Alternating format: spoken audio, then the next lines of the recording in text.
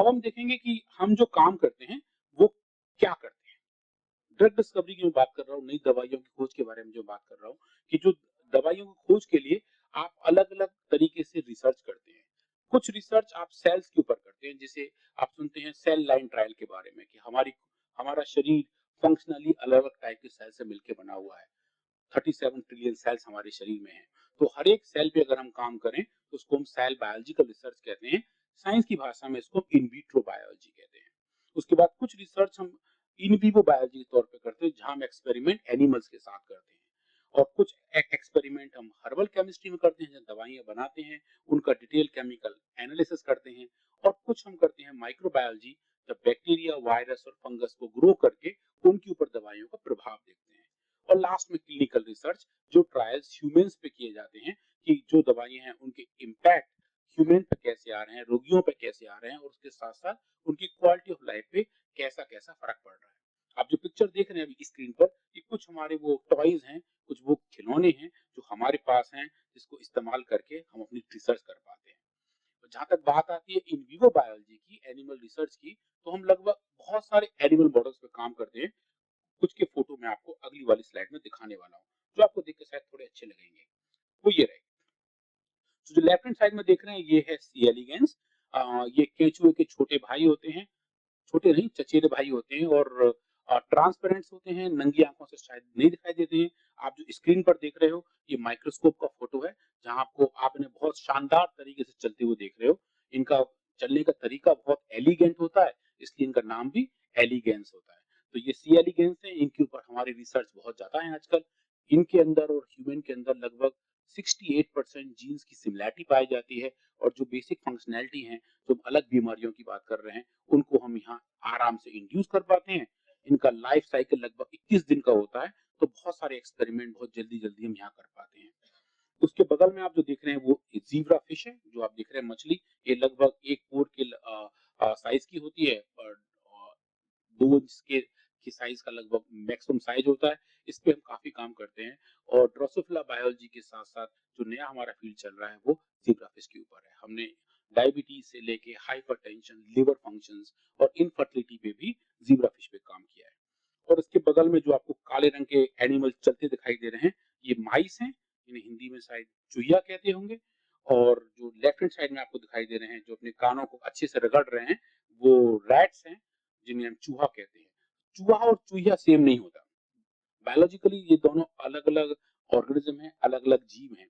तो चूहों पे बहुत सारे काम हम करते हैं, जो स्पेसिफिक लिवर डिजीज के काम है, हार्ट डिजीज के काम है, वो हम चूहों पे करते हैं। जो लंग फंक्शन वाले काम हैं, वो हम माइस पे करते हैं। माइस के लिए हमारे पास बहुत अलग-अलग फैसिलिटीज हैं, जैसे इंसानों के वेंटिलेटर्स होते हैं लंग फंक्शन को मेजर करने के लिए, या फिर जब कोई बहुत एक्यूट डिजीज हो जाए तो कंडीशंस को होल्ड करने के लिए वेंटिलेटर्स होते हैं। वैसे ही वेंटिलेटर्स हमारे पास रैट्स और माइस के हैं, जहां हम एनिमल्स के ऊपर स्पेसिफिक एक्सपेरिमेंट तभी कर पाते हैं। और रैट के बगल में जो एक और सज्जन है जो आपकी तरफ हाथ हिला रहे हैं, वो वास्तव में ऐसा हाथ हिलाते नहीं है। ये एआई का इस्तेमाल करके बनाया गया है, ताकि आप लोग भी लगे कि आपको भी कोई हाथ हिला रहा है। आप चाहो तो लौट के हाथ हिला सकते हो, उनको दिखाई दे रहा है। हाँ, क्या बात है। कुछ लोग हिलाए उनके लिए ताली बजा लेते हैं। Nice, very nice. तो ये जो हाथ हिला रहे हैं सज्जन, इनका नाम हैमस्टर है। हैमस्टर्स गिलहरी से थोड़े से बड़े ऑर्गेनिज्म होते हैं, पूंछ इनकी छोटी होती है, भारतवर्ष में कम पाए जाते हैं। ये जनरली चाइनीज एनिमल्स हैं, पर रिसर्च के लिए इनका इस्तेमाल बहुत किया जाता है। डेंटल रिसर्च के लिए और बोन रिसर्च के लिए हम इनका इस्तेमाल करते हैं। ये भी हमारी लेबोरेटरी में प्रेजेंट है। और बगल में गिनी पिग है। गिनी पिग का नाम सबने सुना ही होगा। लोग बोलते हैं कि हमारे ऊपर एक्सपेरिमेंट मत करो, हमें गिनी पिग मत बनाओ। ये वही गिनी पिग है। ये छोटे छोटे एनिमल्स होते हैं, चूहों से थोड़े बड़े होते हैं, इनकी पूंछ नहीं होती, और ये बहुत डरपोक होते हैं।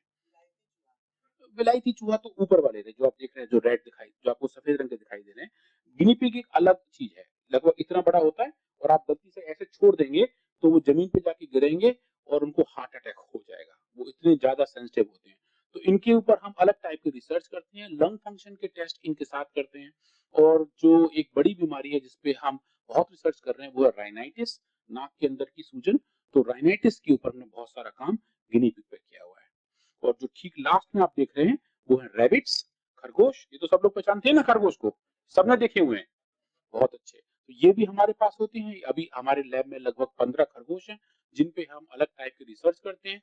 टॉक्सिकोलॉजिकल रिसर्च हमारी खरगोशों पे होती है, जहाँ हम चेक करते हैं कि अगर बहुत हाई डोज तक जाएं, जैसे स्वामी जी बताते हैं कि 8 से लेकर 28 गुना तक ह्यूमन डोज को हम लेके जाएं तो एनिमल्स के ऊपर कोई एडवर्स इफेक्ट नहीं आता, साइड इफेक्ट नहीं आता।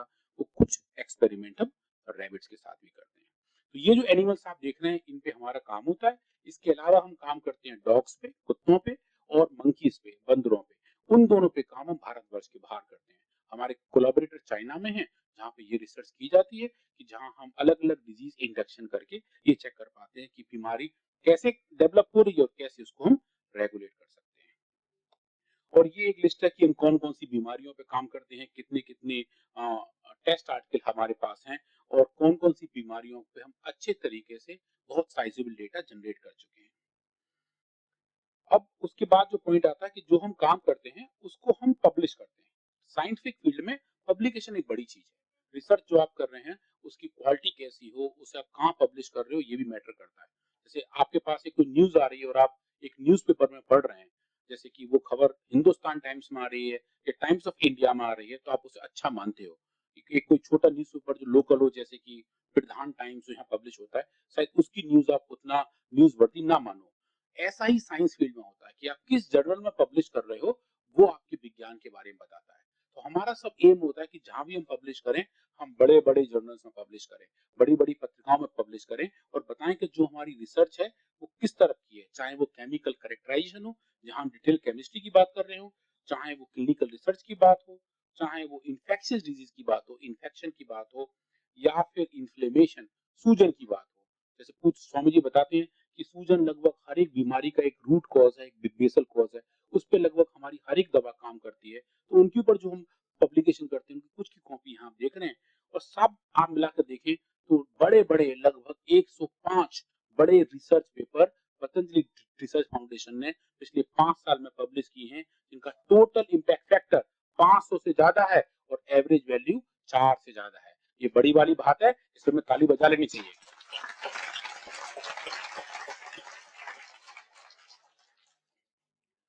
अब ये सब करने के बाद मैं अपनी सेकंड लास्ट स्लाइड पे आ गया हूँ। देखिए ये सबसे क्रिटिकल स्लाइड है, मतलब कि ये अगर आप समझ गए तो समझिए जितनी बात मैंने सुबह से बताई है उसका मर्म समझ में आ गया। ठीक है, ये थोड़ा सा साइंटिफिक भी है, थोड़ा सा क्लिष्ट भी होगा, और मैं कोशिश कर रहा हूँ कि हौले हौले आपको समझाऊं। ठीक है, तो हम बात कर रहे हैं रिवर्स फार्माकोलॉजी की। मैं शुरू में कहा था ना कि एक कदम पीछे जाना अच्छा रहेगा। क्यों जाना है ये स्लाइड बता रही है। तो अगर हम बात करते हैं जो रूटीन तरीका है दवाइयां बनाने का, जिसे हम कन्वेंशनल पाथ कहते हैं, जहां मेरा भी देखिए शायद कर्सर पहुंच रहा होगा, ये जो कर्सर यहाँ पे दिख रहे हैं, कन्वेंशनल पाथ। इसमें क्या होता है कि दवाइयां मॉडर्न वर्ल्ड में दवाइयों कंपनी में कैसे बनती है।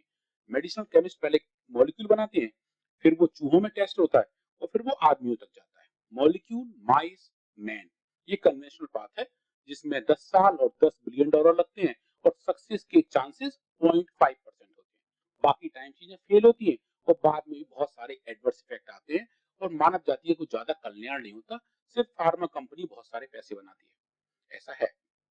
इसको हम बेटर कैसे कर सकते हैं?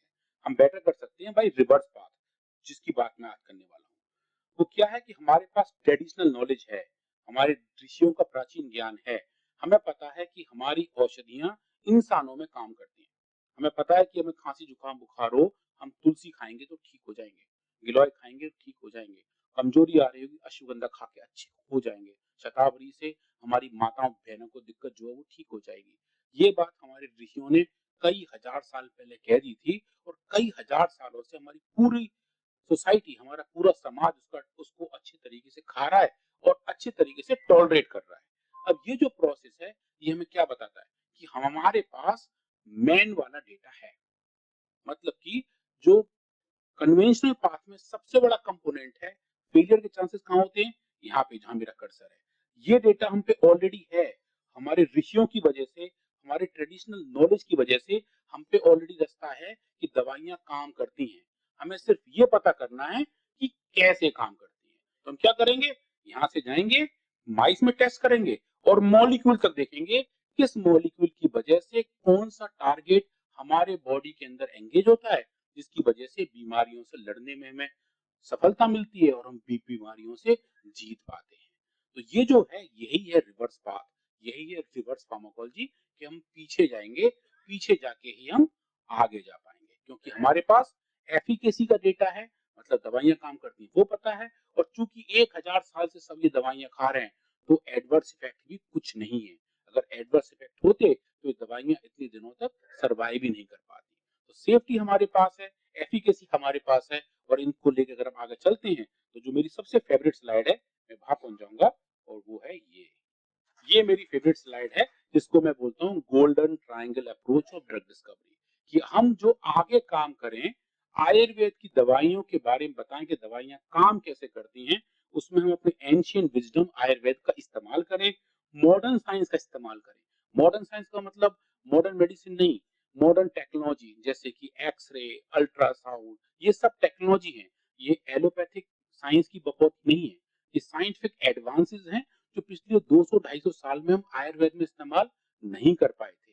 अब समय आया है कि हम उन्हें साथ लें और मॉडर्न मेडिसिन के जो रूल हैं, एविडेंस बेस्ड क्लिनिकल प्रैक्टिस के, क्लिनिकल ट्रायल के, उनको तीनों को जोड़ें, तो हमारे पास एक ऐसा सुंदर गोल्डन ट्रायंगल तैयार हो जाएगा जो एक ऐसा बैलेंस बना के देगा कि हर तरफ आयुर्वेद की एक्सेप्टेबिलिटी बढ़ेगी और हमारे प्राचीन ऋषियों के ज्ञान की जय जयकार दोबारा दोबारा बहुत जोर तक हमें सुनाई देती रहेगी। आपकी तालियां बजाएंगी कितनी जोर तक सुनाई देगी। Very thank you. सो काफी लंबा वक्त हो गया, आपने मुझे बहुत ध्यान से सुना और बहुत जोरदार वाली ताली बजाई। आपका बहुत बहुत धन्यवाद। कोई स्पेसिफिक क्वेरी होगी तो भाई साहब हम ले लेंगे और then we are good to go. तो क्लस्टर हेडेक के बारे में पूछ रहे हैं, तो क्लस्टर हेडेक के लिए मेधावटी हमारी अच्छा काम करती है, पर उसके साथ साथ जो योग के हमारे प्रोसेस हैं वो उसमें काफी करते हैं मदद, तो वहां वो ट्राई कर सकते हैं।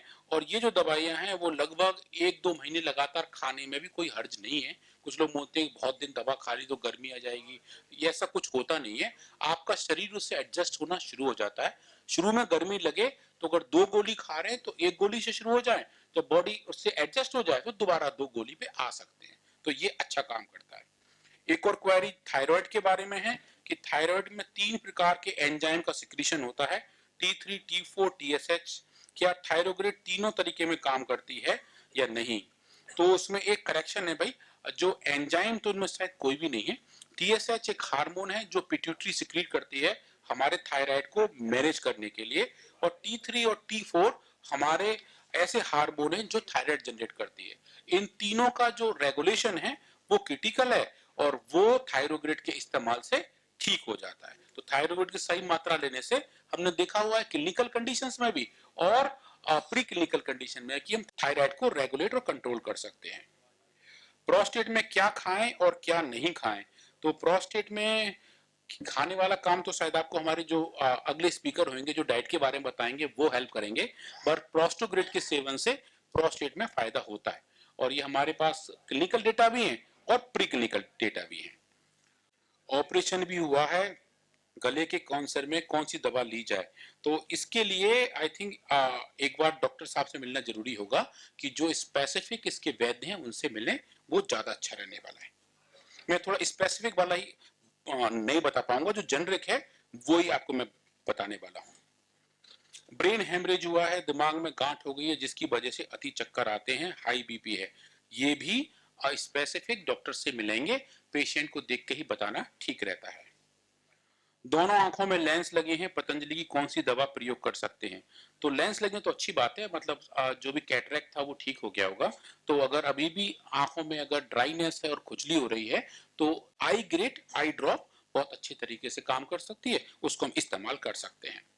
पेनक्रियाटिक के लिए कौन सी दवा लेनी चाहिए? पेंकोग्रेट, वो तो पता है आप लोगों को, एक्चुअली गुड आइडिया। अब उल्टा रोल प्ले करते हैं, मैं यहाँ से बीमारी का नाम पढ़ूंगा, दवाई का नाम आप लोगों से पूछता हूँ, ठीक है? तो होमवर्क भी टेस्ट हो जाएगा कि कितना कितना लिख लिए। भाई जी सबके एग्जाम भी होने वाले हैं ना, तो एग्जाम में 2-4 प्रश्न मैं भी देता हूँ बना के, तो 5 प्रश्न देंगे बना के, ठीक है, फिर तो बहुत बढ़िया हो जाएगा। तो टेस्ट भी हो जाएगा कि क्लासरूम में कितने लोग थे और होमवर्क कितना कर पा रहे हैं। करें ऐसा? पक्का पक्का, अरे सब लोग तैयार हैं, क्या बात है। तो एक है कान का पर्दा कमजोर हो गया है, तो कान के लिए दवा कौन सी देनी चाहिए? ईयर गेट। देखो सबको पता है, ये क्या बात है, बहुत अच्छे, thank you thank you thank you. Pancreas के अग्नाशय में स्टोन है, इसके लिए कौन सी दवा देनी पड़ेगी? पेनक्रियास के लिए क्या दवा देंगे हम? पेंकोग्रेट, वेरी नाइस। तो पेंकोग्रेट के सेवन से फायदा होगा। आंख के पर्दे में छेद है, रेटिना में छेद है, उसके लिए दवा क्या देनी चाहिए? तो आंख के लिए आईग्रेट गोल्ड। ये सब दवाई के बारे में बात चल रही है, रिसर्च के बारे में कोई नहीं पूछ रहा है। कान में सन सन की आवाज आ रही है, पटाखे के फटने की वजह से हुई थी। ये इसी दिवाली की बात है, पहले वाले की बात है। तो कान के लिए क्या देना चाहिए? एयर ग्रेड गोल्ड टैबलेट, क्योंकि ये पर्दा पीछे की बात हुई, तो अंदर से दवा जाके काम करेगी। तो एयर ग्रेड गोल्ड टैबलेट खाने से फायदा होएगा।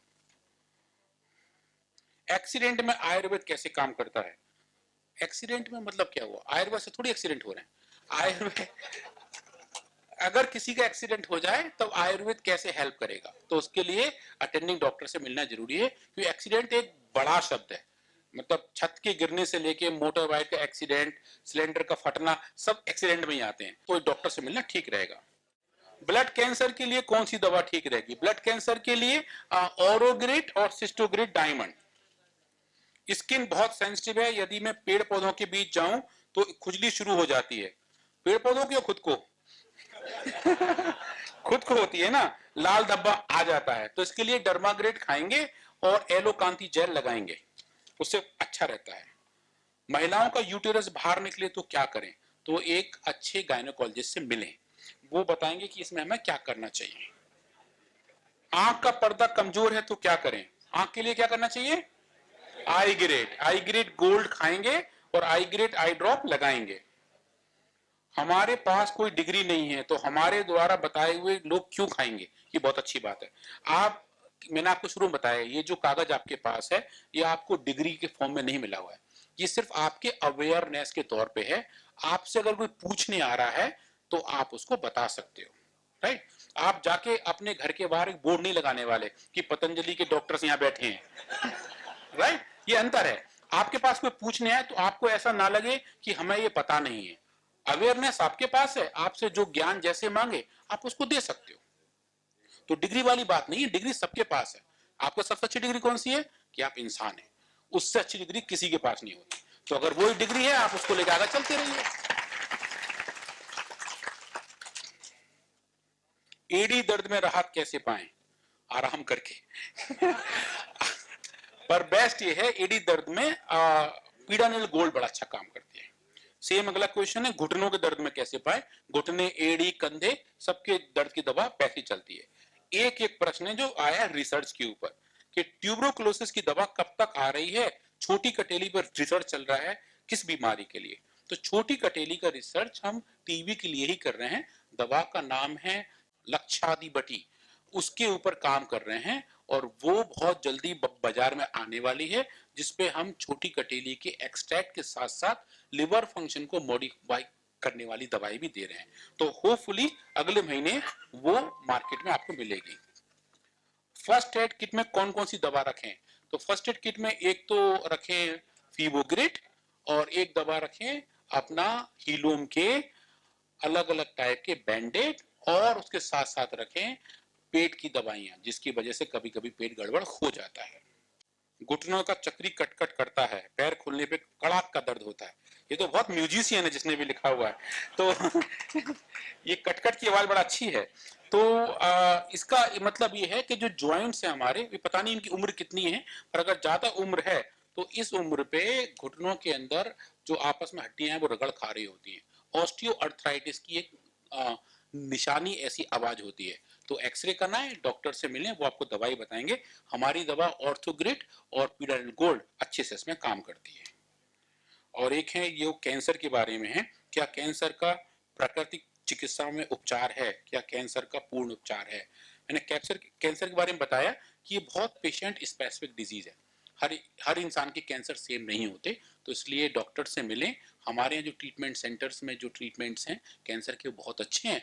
आप आके यहाँ मिलें, उनको बोले यहाँ एडमिट हो और कम से कम 10 या 15 दिन रहें, कैंसर से लड़ने का तरीका सीखें और अवश्य वो उससे विजय प्राप्त करेंगे।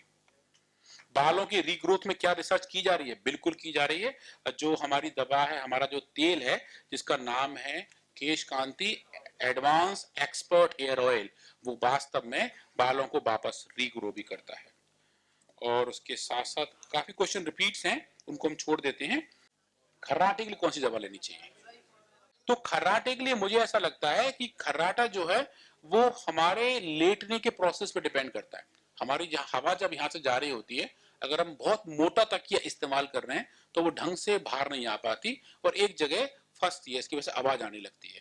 तो अगर ढंग से सीधा सिर रख के लेटें तो बहुत खर्राटे काबू पाए जा सकते हैं। ऑटो इम्यून डिजीज के लिए पूछ रहे हैं, ये एक स्पेसिफिक बीमारी है। देखिए ऑटो इम्यून डिजीज क्या होती है?